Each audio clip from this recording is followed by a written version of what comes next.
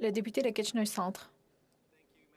Merci, Madame la Présidente, de me permettre de revenir sur un enjeu important, c'est-à-dire l'allocation pour les personnes handicapées. Chaque jour où il n'y a pas de financement, 1,5 million de Canadiens handicapés continuent de vivre dans une pauvreté imposée par la loi. Dans ma province natale, l'Ontario, par exemple, le POS-PH est d'un maigre 1 169 $. L'allocation de logement est de moins de 500 $. Ce n'est pas assez pour un appartement à Kitchener. Beaucoup sont déçus. On parle du même projet de loi qui avait été déposé en juin 2021. Mais plus que tout, il s'agit d'une question de confiance. Le parti ministériel doit démontrer qu'il est sérieux dans son intention de donner suite à la prestation canadienne pour personnes handicapées, ce qui inclut d'adopter le projet de loi C-22 en étant ouvert aux amendements visant à l'améliorer et financer la prestation. Donc, j'ai 5 questions pour le secrétaire parlementaire ce soir concernant la communauté des personnes handicapées. Tout d'abord, est-ce que le parti au pouvoir va démontrer que le projet de loi C-22 est une priorité législative? Nous avons eu une première journée de débat il y a 2 semaines. On ne s'attend pas à ce qu'on en reparle cette semaine. Et chaque jour de retard, c'est un jour où les Canadiens handicapés continuent de vivre dans une pauvreté légalisée. Chaque jour compte. Quand le secrétaire parlementaire s'engagera-t-il à ce que le projet de loi C-22 soit de nouveau débattu à la Chambre? Ensuite, la ministre plutôt nous a dit que les négociations avec les provinces posaient problème. Est-ce que le secrétaire parlementaire peut nous dire où en sont les négociations? Quelles réunions ont eu lieu? Quels sont les points d'achoppement? Troisièmement, la ministre a aussi dit que l'une des raisons pour lesquelles les choses allaient lentement, c'était qu'il fallait régler l'enjeu de l'admissibilité parce qu'il existe des programmes fédéraux, provinciaux et territoriaux que la prestation viendrait compléter. Mais pourquoi est-ce que cela prend autant de temps? On parle de plus de 2 ans depuis la promesse faite dans le discours du trône de 2020, alors que les listes d'admissibilité des programmes fédéraux, provinciaux et territoriaux existants peuvent et devraient être utilisés comme point de départ. Ensuite, la ministre fait continuellement référence aux Canadiens handicapés en âge de travailler, alors que nous savons que 10 des Canadiens handicapés de plus de 65 ans vivent dans la pauvreté. Est-ce que l'intention, c'est de ne pas les inclure? Quatrièmement, ne passons pas sous silence le financement de la prestation. Si les choses sont bien faites, il s'agira d'un investissement important. Mais à titre de personne qui a souvent défendu l'enjeu climatique dans cette Chambre, je sais que le gouvernement a récemment annoncé 8,6 milliards de dollars en faveur des sociétés pétrolières et gazières pour un nouveau crédit d'impôt. Donc, la réalité, c'est qu'un budget, c'est une question de priorité. Le gouvernement a l'occasion de démontrer que les personnes handicapées sont une priorité pour lui. Quand s'engagera-t-il à financer la prestation pour personnes handicapées? Est-ce qu'on parle de l'énoncé économique de cet automne? Est-ce qu'on parle du budget de 2023 ou d'autres choses? Enfin, la ministre a dit que cela pourrait prendre encore 12 à 18 mois. Les personnes handicapées continuent de vivre dans la pauvreté pendant ce temps. J'entends ce que des Canadiens handicapés ont à me dire. Certains demandent l'aide médicale à mourir parce qu'ils estiment n'avoir aucune autre option. Ils n'ont pas les moyens de vivre. Notre gouvernement fédéral les laisse tomber alors que nous avons, avec la pandémie, qu'il peut agir rapidement si c'est nécessaire. Donc, qu'est-ce que le gouvernement fédéral est prêt à faire pour fournir des fonds d'urgence à court terme? Merci. Honorable secrétaire parlementaire de la ministre de l'Emploi et de l'Inclusion des personnes handicapées. Merci beaucoup, Madame la Présidente. J'aimerais remercier mon collègue et mon ami, le député de Kitchener Centre, de sa question. Il a parlé de l'urgence, mais c'est aussi un ardent militant des droits des personnes handicapées.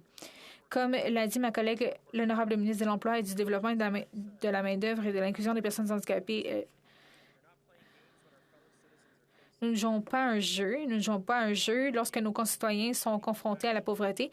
Nous agissons plutôt. Voilà exactement ce que nous avons fait depuis que nous sommes au pouvoir, depuis que nous sommes arrivés au pouvoir en 2015. Tout d'abord, nous avons eu la loi sur le Canada accessible qui a mené à la création des normes d'accessibilité. Récemment, la loi a aussi mené à la nomination du premier agent principal de l'accessibilité du Canada, ainsi que du premier commissaire à l'accessibilité à la Commission canadienne des droits de la personne. Nous avons aussi lancé la toute première semaine nationale de l'accessibilité en 2019. Lorsque la pandémie est arrivée, nous avons versé un paiement unique pouvant atteindre 600 $ aux personnes handicapées. C'est un paiement qui a été élargi pour inclure les 1,75 million de Canadiens qui reçoivent des prestations d'invalidité au fédéral. Nous investissons ailleurs aussi pour accroître les possibilités d'emploi des personnes handicapées. Dans le budget de 2022, nous renforçons le soutien aux stratégies d'emploi pour les personnes handicapées. On prévoit plus de 270 millions de dollars pour la mise en œuvre de cette stratégie par l'entremise du Fonds d'intégration pour les personnes handicapées. Je m'en voudrais aussi de ne pas mentionner que nous avons lancé la première stratégie de réduction de la pauvreté du Canada qui reconnaît que pour de nombreuses raisons, certains groupes de Canadiens sont plus vulnérables à la pauvreté. À l'heure actuelle, nous travaillons d'arrache-pied pour créer le tout premier plan d'action pour l'intégration des personnes handicapées du Canada. La pierre angulaire de ce plan, c'est la prestation canadienne pour personnes handicapées qui sera révolutionnaire. Le projet de loi C-22 définit une approche qui établirait la prestation canadienne pour personnes handicapées. Je comprends que mon honorable collègue aimerait que nous adoptions ce projet de loi rapidement. Moi aussi, je veux que les Canadiens handicapés puissent recevoir cette nouvelle prestation aussi rapidement que possible. Voilà pourquoi nous avons travaillé sans relâche aux côtés de la communauté des personnes handicapées ainsi qu'avec les provinces et les territoires pour veiller à ce que chaque personne qui reçoit la prestation pour personnes handicapées s'en trouvera mieux. Oui, il y a encore du travail à faire. Je suis d'accord avec mon collègue pour dire que le temps compte. Et comme l'honorable ministre l'a dit en cette Chambre, j'encourage tous mes collègues à travailler de concert pour adopter le projet de loi C-22. Il s'agit d'une occasion unique en son genre de réduire considérablement la pauvreté de centaines de milliers de Canadiens handicapés en âge de travailler. Ne manquons pas cette occasion d'agir. Nous savons que les personnes handicapées ont attendu longtemps pour une telle chose. Voilà pourquoi nous travaillons aussi rapidement et efficacement que possible pour mettre en place la prestation canadienne pour personnes handicapées. Nous sommes fiers de notre travail. Merci, Madame la Présidente. Merci, le député de Kitchener Centre. Merci, Madame la Présidente. Avec respect, ce n'est pas mon militantisme, c'est plutôt le député de Port Moody-Coquitlam qui a déposé une motion de consentement unanime. À savoir que tous les députés demandaient au gouvernement d'agir plus rapidement pour remettre en œuvre la prestation canadienne pour personnes handicapées. Donc, j'ai réitéré 5 questions. J'aurais aimé avoir au moins une réponse à mes questions. Je n'ai pas obtenu réponse à mes questions. Premièrement, quand le secrétaire parlementaire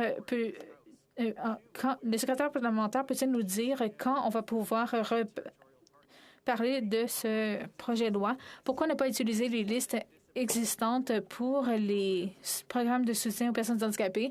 Ensuite, quand est-ce que le gouvernement va s'engager à financer la prestation et que va-t-il faire à court terme pour offrir de l'aide à ceux qui ont le plus besoin d'aide?